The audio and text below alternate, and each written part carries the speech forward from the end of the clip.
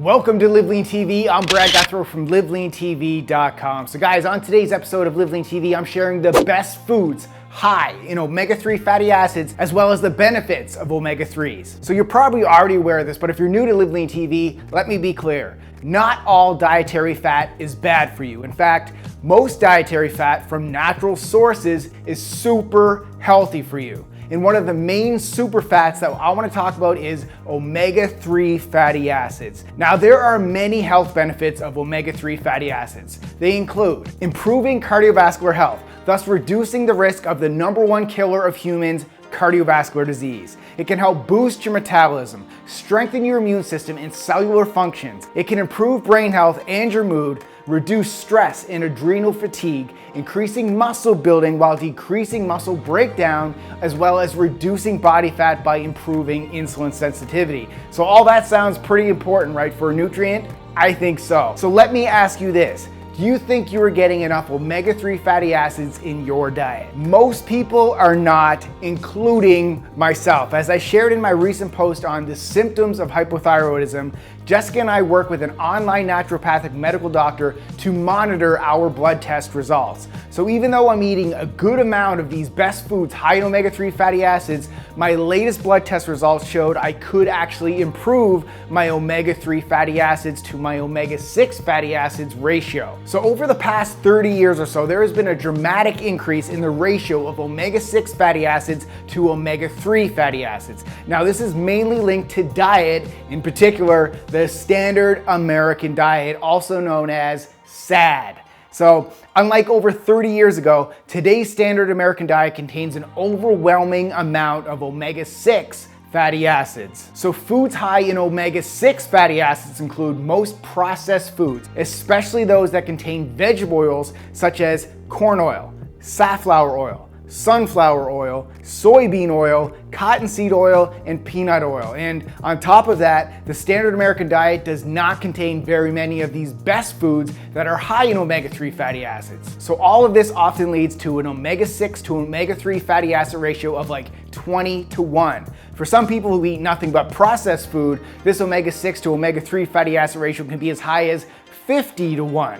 And studies show that humans evolved on an omega-6 to omega-3 fatty acid ratio that was closer to 2-1 or optimally 1-1. So here's why eating too many omega-6 fatty acids is bad. Although eating some omega-6 fatty acids is needed in your diet, they should come from whole food sources, not processed food. So research shows that the overconsumption of omega-6 fatty acids can lead to inflammation and diseases such as cancer, diabetes, heart disease, and obesity. So omega-3 fatty acids include 3 different kinds of fat. You have EPA, DHA, and ALA. So the most talked about foods high in omega-3 fatty acids contain more EPA and DHA. And these include most cold water fish such as mackerel, anchovies, wild salmon, sardines, tuna, herring, cod, and of course, fish oil supplements. But there are other foods high in omega-3 fatty acids that are not fish. These include organic grass-fed beef, pork,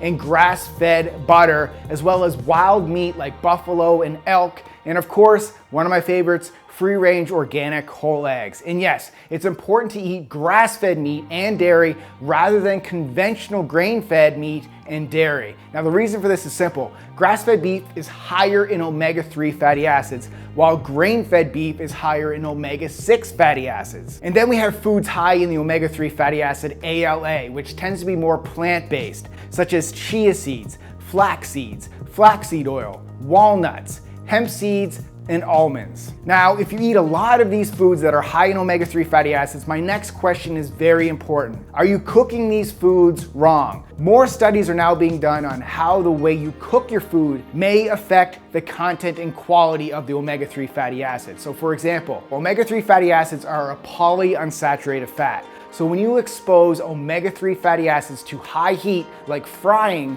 the fatty acids can break down. And this overheating may potentially destroy a good percentage of the EPA and the DHA and decrease the amount of omega-3 fatty acids being absorbed by the body. So here's the healthiest way to cook fish.